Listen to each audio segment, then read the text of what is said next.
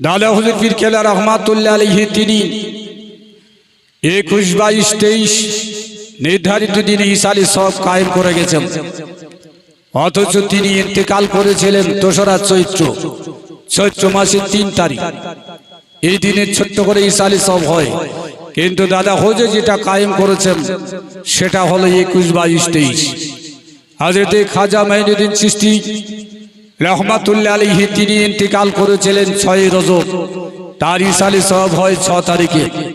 হযরত আব্দুল কাদের জিলানী রহমাতুল্লাহ আলাইহি তিনি ইন্তেকাল করেছিলেন রবিউল সানি মাসের 12 তারিখে, 11 তারিখে তার ইসালি সব হয় ফাতাইয়াজ দাহম বলা হয় 11 তারিখে। বসিরহাট আল্লামা হুজুর তানার ইসালি সব হয় 2টি, একটা হলো 13, 14, 15, আর একটা হলো 17, 18, 19। একটা হয় ওনার বাড়িতে আর একটা হয় ওনার মাদ্রাসায়। গাজী হুজুর পীর কেবলা রহমাতুল্লাহ আলাইহি ইসালি সব হয় 17 শ্রাবণ, নাকি ভুল বলছি? হ্যাঁ, তাহলে ভারতবর্ষে যত আউলিয়া কেরাম এসেছেন দিনের জন্য, দিন প্রচার করেছেন, প্রত্যেকের ইসালি সব একটা নির্ধারিত দিনে।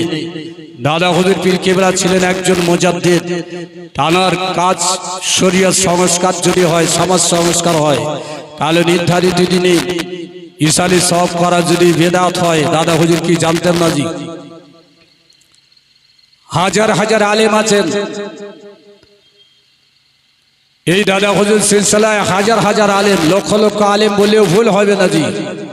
তানারাও যে যার মতো নির্ধারিত দিনে ইসালি সব কায়েম করছেন, তাহলে এনারা কি কিতাবপত্র বই পুস্তক পড়েননি? আর আসলে দাতা দান করে আর বকিলের পোঁট ফাটে।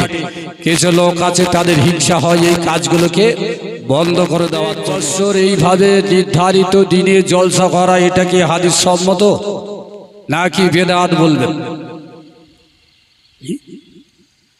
কোরআন হাদিসের মজলিস, শরিয়াতের মজলিসকে যদি বেদাত বলা হয়, আলে নির্ধারিত দিনে চরক গোষ্ঠ করা, বল খেলা দেওয়া, ঘোড়া ছুট দেওয়া, কবাডি খেলা দেওয়া, এগুলো কি বলবেন? এতো শরিয়াতের বাইরে হারাম কাজ। সব কিন্তু দাড়িতে গামছা বেজে লুকিয়ে লুকিয়ে যায়, তখন ফতোয়া দেয় না। আর জলসা হলে তখন এই ফতোয়া দেয়, ফতোয়া তো অভাব নেই। যে নির্ধারিত দিনে জলসা করা, খাজা হুজুর, দাদা হুজুর, এসব বেদাত চলবে না জি। ও শরিয়তে দৃষ্টান্তে এগুলো বৈধ না অবৈধ? আমরা যারা করি তাদের জন্য আমার ওয়াজ। তো আপনারা বলুন, শুক্রবারের নামাজটা যদি রবিবার পড়া হয় কিরম হতে পারে? হবে? কথা বলতে হবে একটু। কেন হবে না জি? সব তো আল্লাহ দিনের মালিক। শুক্রবারের নামাজটা যদি রবিবার পড়ি, শুক্রবারের মালিক আল্লাহ আর রবিবারের মালিক আল্লাহ, তাহলে শুক্রবারের নামাজটা রবিবার পড়লে হবে না কেন? قال الله تعالى في كتاب مبين إذا نودي للصلاة من يوم الجمعة فاسعوا إلى ذكر الله। আল্লাহ পাক পবিত্র কোরআন পাকে ঘোষণা দিলেন, জুম্মার দিনে যখন আজান দেওয়া হবে, হেঁটে নয়, তোমরা দ্রুত গতিতে মসজিদে এসে আল্লাহর জিকিরের জন্য, খুতবার জন্য, নামাজের জন্য। তাহলে সাতটা দিনের মধ্যে নির্ধারিত জুম্মা নামাজের দিন হলো শুক্রবার। তাহলে ইবাদতের দিন যদি নির্ধারিত থাকে, তাহলে জলসা নির্ধারিত দিনে করলে বেদাত হবে কেন? রমজান মাসে রোজাটা যদি মুহররম মাসে করা যায় চলবে জি? একটু হ্যাঁ হো বলতে হবে। কেন? قال الله تعالى في كتاب مبين فمن شهد منكم الشهر فليصمه। আল্লাহ পাক কোরআন পাকে জানিয়ে দিলেন, যে ব্যক্তি এই রমজান মাসে হাজির থাকবে, উপস্থিত থাকবে, জীবিত থাকবে, সে যেন রমজান মাসে রোজা করে। তাহলে শুক্রবার হলো জুম্মার নামাজের জন্য নির্ধারিত, আর রোজা রাখার জন্য 12টা মাসের মধ্যে রমজান মাস হলো রোজা রাখার জন্য নির্ধারিত। রমজানে রোজা কাজা করা যায়, যদি শাওয়াল মাস হয় কাজা হয়ে গেলে আদায় করা যায়, কিন্তু রমজান নির্ধারিত, রমজান মাসে রোজা ফরজ। মুহররমে একটা দিন আছে, আল্লাহ নবী বলেন মান সামা ইয়াউমাল আশুরা ফাকান্নামা সামা দাহারা কুল্লুহু। কেউ যদি মুহররম মাসে 10 তারিখে একটা রোজা রাখে, সে সারা বছর রোজা রাখা সওয়াব পেয়ে যাবে, বলি সুবহানাল্লাহ। তাহলে মুহররমের রোজাটা যদি সফর মাসে করা যায় হবে হবে না জি। তাহলে রোজার জন্য মাস নির্ধারিত, নামাজের জন্য শুক্রবার নির্ধারিত, রোজার জন্য মাস নির্ধারিত। মুহররমের দিনে 10 তারিখে ইবাদতের জন্য যদি নির্ধারিত হয়, তাহলে নির্ধারিত দিনে জলসা করা বিদআত হবে কেন? এগুলো হলো ঈমান চোর এবং আমল চোরদের কথা। ভাই মাইক হলে একটু আসবে। ঈমান চোর আর আমল চোরদের কথা এগুলো।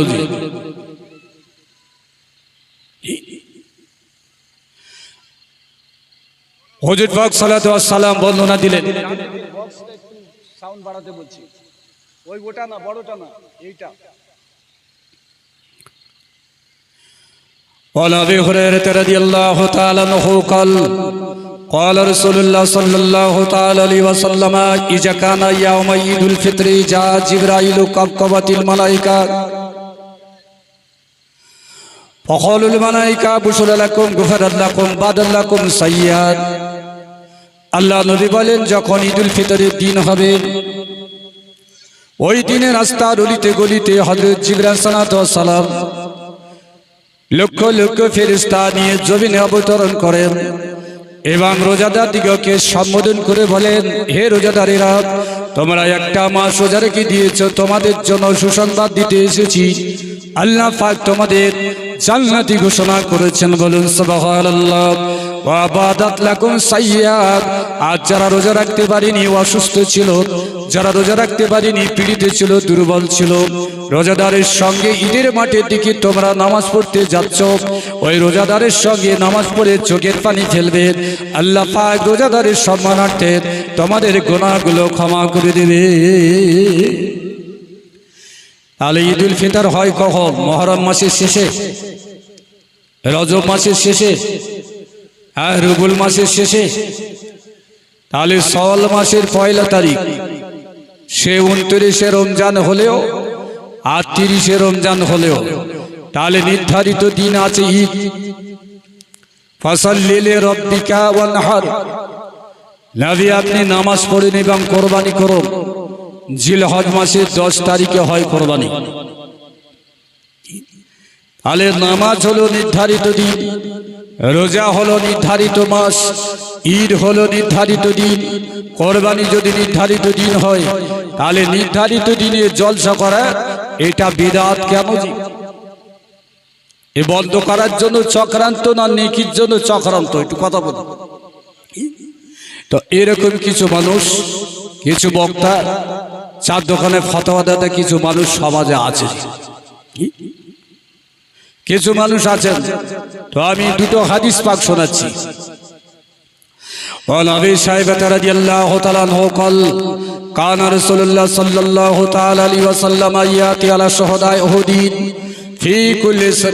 في كل سنة السلام عليكم أهل القبور يغفر الله لنا ولكم।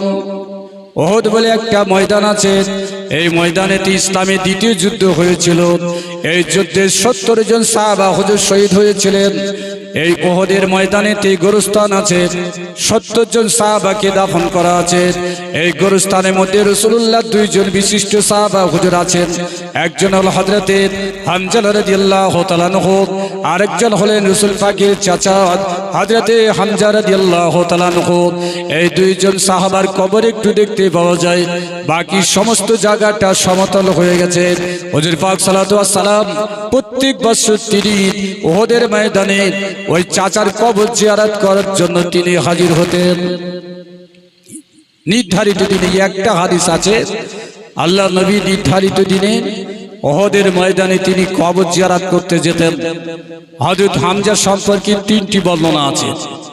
একদিকে হযরত হামজা হলেন চাচা, অন্যদিকে হলেন সাহাবী, আর ছোটবেলায় ছিল বাল্য বন্ধু, আবার ছিলেন দুধ ভাই।